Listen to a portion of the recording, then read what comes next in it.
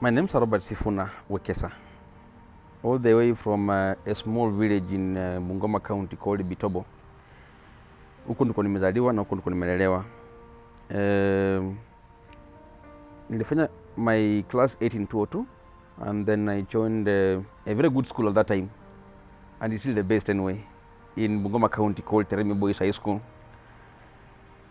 My journey in high school was a bit, difficult, but I managed to do my Form 4 in 206. Then I went back to the village. Najua huko nyumbani, after Form 4, there's no you can go back in the village and kuhaso, kusaidia wazazi. I'm first born in a family of 6, ambao wote ni werefu sana. And that really ilipea mzee taabu. And that's when nilisema I had to go back home, because singeza kujoin college disipata nilipenda mtihani yangu vizuri sana. I had to go back home. Ni pia nikapea mzee nafasi pia afunze wale watoto wengine, because we were all in we were actually that time we were 3 in high school, and then 2 were in one was in class 8, mwingine class 7, the last one was in class 4. So mzee 3 in high school, he was training, ni mwalimu wa primary sana wakati unajua pia loans kidogo ndio sisi tusome. So I had to go back in the village, nipe mzee pia nafasi afunza wengine. In the village life was not so much welcoming, because unajua ukiwa high school kuna those very high expectations kwamba utatoka hapa uingie campus, utoke campus, mambo kama hayo. So I had to be a local man. Nilipanda nyumbani sukuma sana, nilipika matofari na pia kuchimbia watu choo, mashimo sana. Unajua nyumbani hakuna choo ya kuflash ama hizi zingine za nyumba, so we do bit latrine. Nilichimba, unajua unachimba shimo 3 feet down, unalipwa shilingi 500, 1000. Ni kazi pia ilinifanya nikakuwa mwili ngumu sana. I had to do those kind of odd jobs for almost 4 years, from 2006 to 2007 to 2008 and then to 2009. Nikaona these jobs asitafanya ningangane nipate school fees because in high school nilikuwa na balance kubwa sana ya school fees, around 43 or so. Na hizi kazi niliona sitanisaidia sana mimi kupata hiyo pesa kwenda kutoa certificate yangu high school.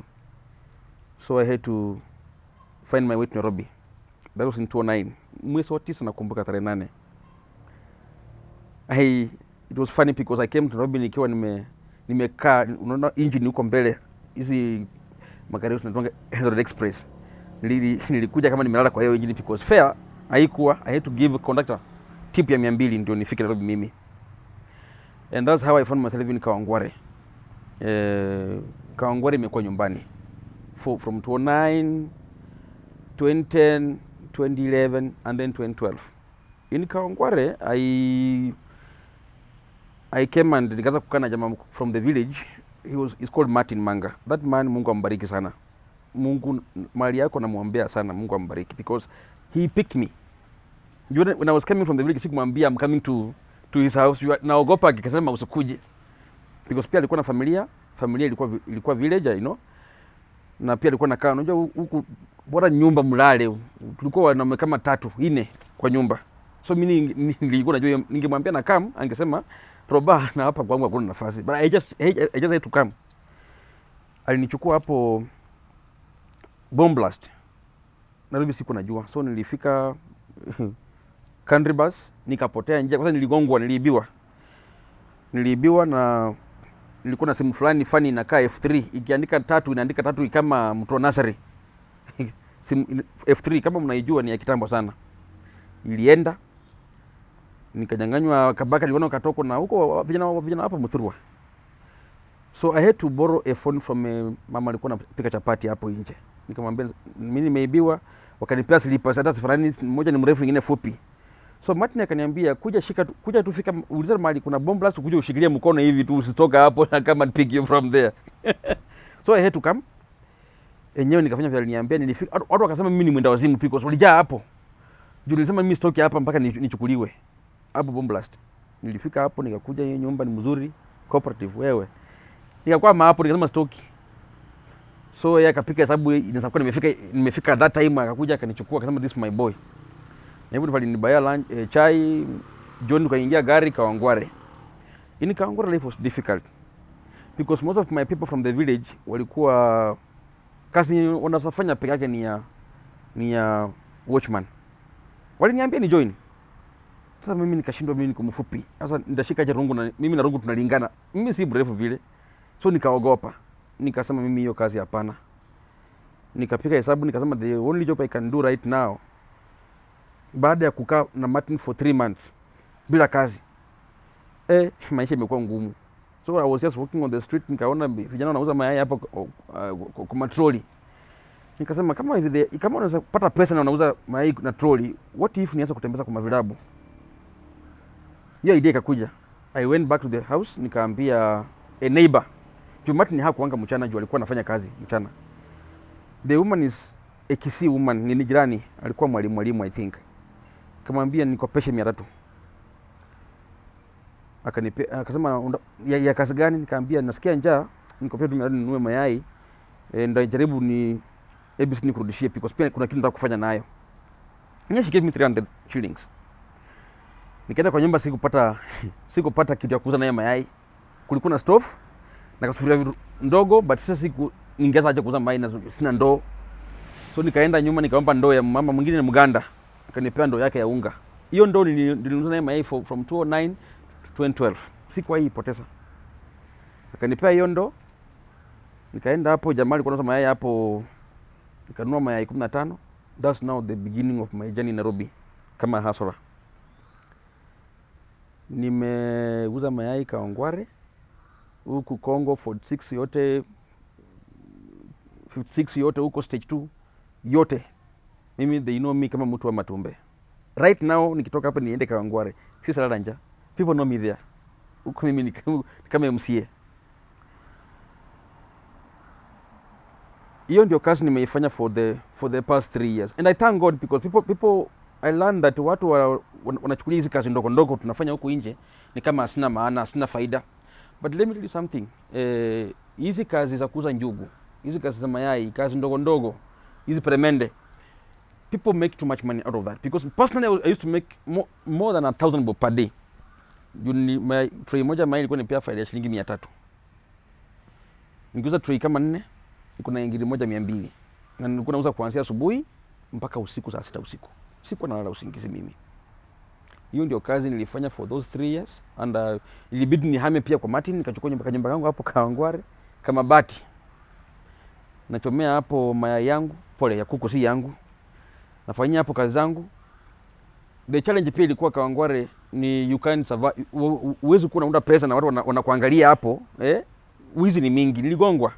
Kawangware mimi ni mwenyeji. Unatoka kuuza mayai, unakuja na ndoo yako, unanyongwa, watu wanakula mayai mebaki yote, so you go back home with nothing. So what I used to do, nauza mayai, juu nilipigwa mara 4. Nikagundua nauza mayai, ile pesa nimeuza naacha kwa kilabu. Inalala hapo na kuja kuchukua asubuhi. Kawangware najua mara ya wote mimi. Au ndio walikuwa nakula mayai yenyewe. Hawalalangi usingizi. So pesa naacha kwa kilabu. Ile mayai mebaki kidogo, nikigongwa wakule, hiyo sina hasara. That's how I used to survive.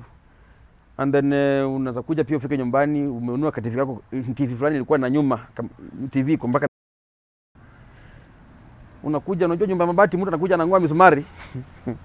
Na toa TV yako anaenda nayo. So maisha ilikuwa ngumu. There's no way ungejiendeleza ukiwa Kawangware at that point in time, na pia na kazi nilikuwa nafanya. Nashukuru Mungu because hiyo mayai nilichapa kazi, nikauza hiyo mayai yenyewe, nikaraise pesa yenyewe, and I sent to my father in 2012. Akaenda kaniletea certificate yangu high school.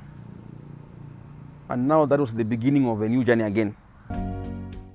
The moment I got my certificate from high school, nikapika hesabu nikasema sasa how will I even now join college? Unajua pia kazi ilikuwa kitu nilifanya kazi kwa ngumu. Now let me tell you why singe manage kujilipia my college school fees na kuuza mayai, because Mutudho alisema watu kukunya pombe ni kuanzia saa 11 jioni. So unajua mchana hakuna kazi because walevi ndio mostly ndio my clients. So I had to now change the strategy. Nikaanza kuuza mayai jioni na mchana nikaanza kutafuta, ikabidi nimetafuta kazi nyingine ambayo inge supplement my morning, and that's now when nilipata kazi na Apadea Infax. Ilikuwa kampuni ya kuosha, this cleaning company. That time nilipewa kazi na Apadea Infax. Mshahara wangu ilikuwa 5,000. Rosters on your way to TRM. Kuna hapo Tembo Cooperative, I think that's their main offices. Nilipewa kazi huko. So all the way from Kawangware I had to naamka 5, naingia gari stage mpaka Tao, na hicho ingine ya Githurai mpaka Rosters, ndio naosha hapo. Ikifika saa 10 hivi natoka huko Kawangware mayai kuuza usiku mpaka almost saa 6 usiku. And life was difficult because nilikuwa nachoka sana. Na hapo ndio idea the moment waliona pia mimi I was training because natoka mbali. So wakasema kuliko niendenge mbali, unajua mimi ni Mluya, so nikisema niendenge, so unaelewa. Wakasema nifanye kazi Tembo. Kuna branch yao Tao, Moi Avenue. Kuna the main Tembo now. Wana rent I think. So nikaanza kutoka hapa Tao. Na sasa nikaona my salary was 5K na Tao ni karibu. I used to walk. Nilikuwa natoka hapa na shilingi 20 mpaka Tao, nafanya hiyo kazi cleaning. Natoka Tao napitia hapo State House. Naingia hivi, naanguka hapa Lavington, napitia nje ya nyumba, naingia Kawangware kwenda kufanya kazi yangu. I used to trek actually. It took me almost an hour or so kufika Kawangware. Now that's how my life was until mwezi wa 9 now 2012 nikataka kuingia campus. So nikachicommit. Life is funny. Ilibidi nimeenda MKU because the only course ningefanya was criminology. Niliona it was a bit cheaper. They pay 20K per trimester. Nikaingia MKU because nilikuwa nafanya kazi Tembo and MKU is just 3 blocks away. So nikamwambia mimi nafanya kazi cleaning na nataka nisome, this my certificate, naomba mnichukue. School fees sina, nitachocommit, nitakuwa nalipa 5,000 kila per month. So that's my payment ya cleaning. So nalipa cleaning 5,000 and then nakuja nalipa MKU. So unajua miezi 3 hiyo ni 15. So hiyo ingine nitakuwa na hustle na mayai na jaza. The moment I joined MKU, juu singeweza kusoma usiku. So ilikuwa ni kesi na lessons mchana. Nafanya cleaning, natoroka naingia nasoma kidogo lesson moja, narudi bado hivyo. Na everything ili collide na kazi na masomo. So nikafutwa kazi pande nyingine. Kaambiwa kama wewe ni kusoma, ndio usome juu utafanya kazi pande nyingine, unasoma na unajua kazi pia cleaning ni mbaya. Mtu ataenda kwa choo flash maji, unaona hata mwenyewe aache kuflash hiyo choo yenyewe. So lazima ukue pale utembee unaangalia nani ameenda kwa choo na cha flash. So ndio msaidie kuflash hizo mambo ya macho na mambo yao mengine. So wewe niko class, mtu ameacha huku choo acha flash, unajua unakuja na supervisor akikuja angalie asrobako wapi, sipatikani niko class. So ikabidi kazi imeishia hapo. That's now the beginning of a new journey again. My life tena ikapika U-turn. So ikabidi sasa nitegemea mayai kulipa school fees. And remember when I used to go to school, to class, uniform, unajua ukiwa cleaner, lazima uvae hizo uniform. Siwezi toa uniform naenda class ya cleaning. So I used to rush kwa class nikiwa na uniform ya cleaning, hivyo. So my lecturer pia walikuwa wananiona ninaenda nikiwa wanasema, "Robert, what do you do?" Kwa mimi nafanya cleaning hapa lakini nasoma hapa. Walikuwa wanihurumia lakini hawangeweza kunisaidia pia. Where I used to clean, hapo Tembo bado, I used to earn extra coin. Hiyo kazi ilikuwa mzuri because ningepata fare pia na pia stock ya mayai ni kesi huku kimeumana. Juu when you are cleaning, unafika mahali mtu akwambia, "Si ukuje osha hiyo ofisi yangu kidogo hapa ni kupee 100 ama 200, uwezi jua." Watu wana roho safi. Now venye kazi iliisha, it means pia hata those small money I used to make nikiwa ninaosha ofisi watu hapo Tembo pia imeisha. Mungu ni nani? Nikakuja Kawangware nikachapa siku almost wiki. So nilikuwa naenda tu class, nang'ana nakuja Kawangware mayai mchana hakuna soko. Nakaa tu nafanya kazi usiku. But there is this guy called Dennis Wambua Kimanzi. Akiwa anafanya kazi na Dennis Paul Ireri. Watu mimi siwajui. They missed me because me unajua ile I do a lot of jokes pia nikiwa kwa ofisi yao na furahia sana. So nikiwa na washare ofisi nikiwa hapo Tembo. So kaniambia hivi na mwanachanga ofisi yako wapi? Wakaambia the woman who was sijui alikuwa auditor, akamwambia huyu kijana ako wapi? Kaniambia kijana sikuja kujangi. Mpigie simu, kuna mbeka simu nikapigiwa.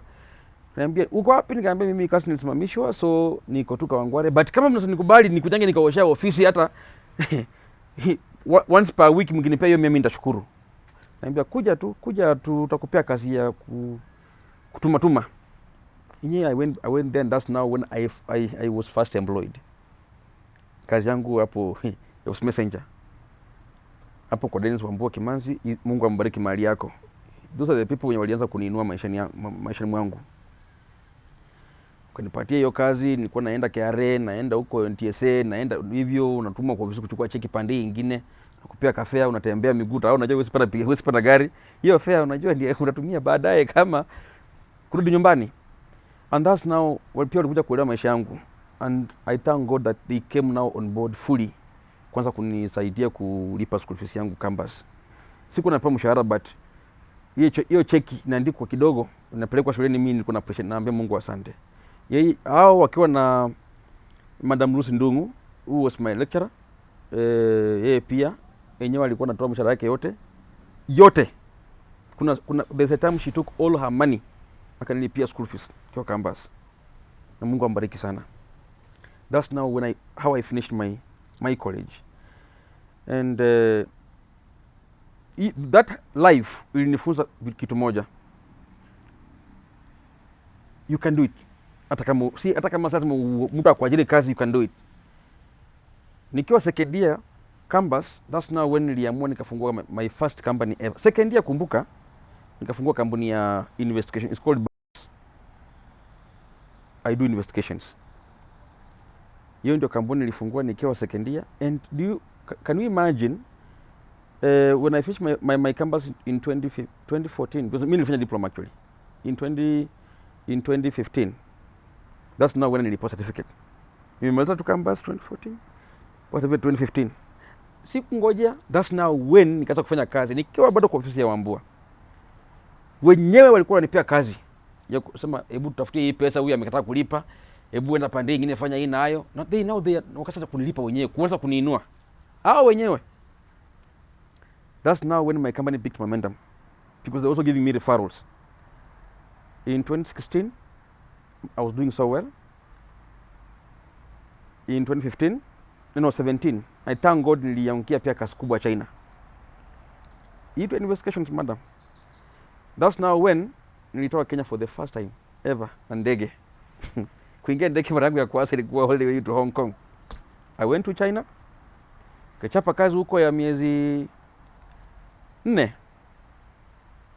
Nikalipa pesa mzuri. I came back to Kenya, where I used to clean, where I used to do all those kind of stuff, where I was an office messenger. Nikachukua ofisi pale yangu ndogo ile, at least I can also meet my clients there, I can also do my stuff from there.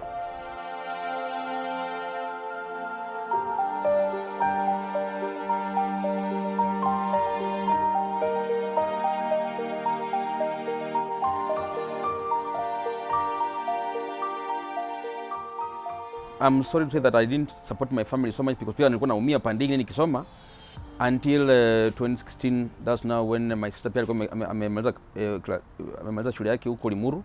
She was in Limuru Girls High School, Lilian. My support was at that time sikuweza kuwasaidia hiyo wakati until I came back from China, because hapo ndio nilikuwa at least na kitu kadogo. Nikaenda nyumbani kidogo kusaidia mzee shamba, kununua ingine kidogo to increase. Unajua sisi we are farmers, so bila mahindi na marago na hatuwezi ishi. I'm happy that right now we are in very good terms with my father, and we are doing big things together. And you are asking about me giving back to the society. You know, when I traveled,